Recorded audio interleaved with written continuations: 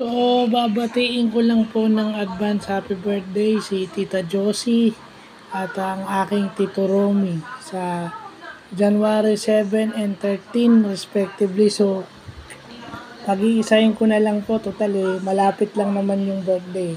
January 7 tsaka January 13.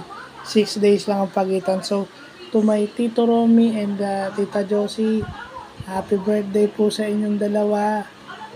Enjoy retirement, enjoy life. Thank you po sa lahat ng gifts. Thank you po sa lahat ng blessings na sinishare nyo sa amin. And then, thank you for helping my sister in her medical needs. So, yun lang po ang aking masasabi. Tsaka sana, itong 2024, mas, mas, mas maging prosperous pa kayo, mas mag-grow pa kayo, and enjoy retirement, enjoy life. So, yun lang po.